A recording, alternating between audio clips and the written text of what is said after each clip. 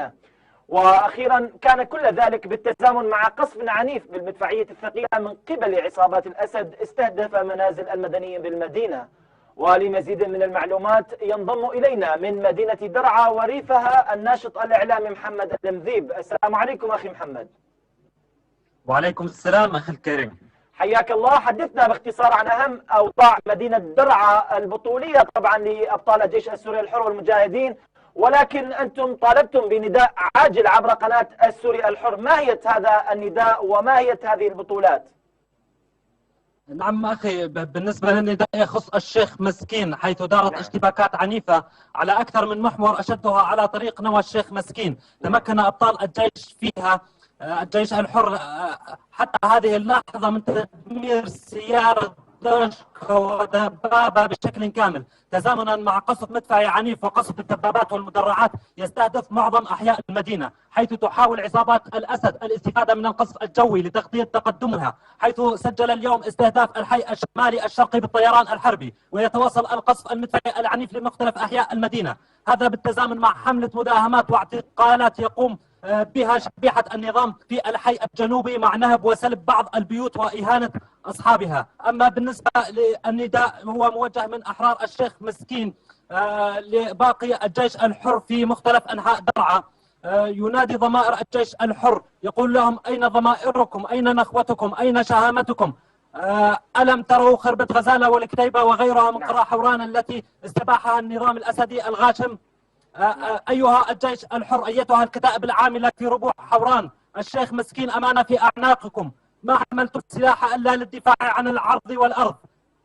إن لم تحمل سلاحك وتنصر إخوانك فاعلم أنك لم تخرج لنصرة دينك والدفاع عن عرضك وأرضك، وأنما خرجت للمراءة والتباهي.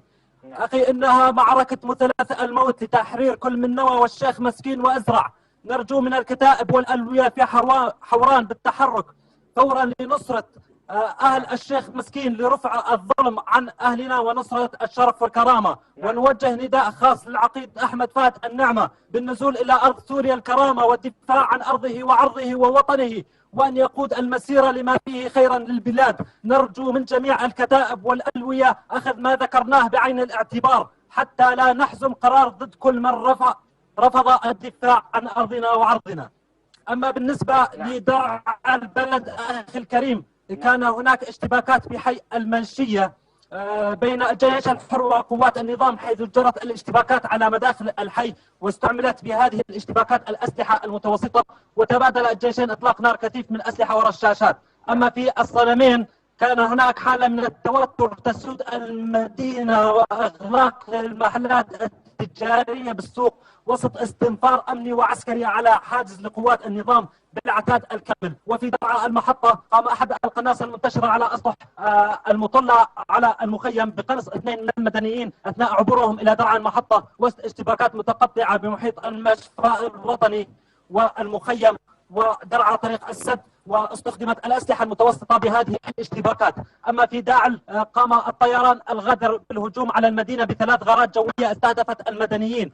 وما زالت أعمال التنقيب جارية بين الأنقاض للبحث عن عائلة مكونة من أم وطفليها، بالإضافة إلى طفل ثالث كانوا موجودين داخل منزلهم الذي استهدفته الغارة الجوية الثانية وحولته إلى ركام. بالنسبة لأماكن القصف أخي الكريم، قصفت كل من داعل وأنخل بالطيران الحربي، أيضا قصفت بالمدفعية كل من الجيزة والشجرة والنعيمة وصيدا والشيخ مسكين ودرعا البلد وطريق السد والمخيم وجاسم وكحيل وسحم الجولان وبصرة الشام. بالنسبة للوضع الإنساني أخي الكريم، يعيش الناس حالة إنسانية متردية وصعبة هذه الأيام في معظم أنحاء درعا. هناك نقص كبير بالمواد الغذائية وخصوصا بالمناطق المحررة، وانعدام وجود بعض المواد حتى وإن وجدت فإن أسعارها ارتفعت أضعافا مضاعفة. ووضع النازحين يزداد سوءا يوما بعد يوم، وخصوصا أنهم خرجوا من منازلهم تحت نيران المدفعية. لم يحملوا معهم لا أغذيتهم ولا أمتعتهم. نعم، إذا كان معنا من مدينة درعا وريفها الناشط الإعلامي محمد المذيب. شكرا جزيلا.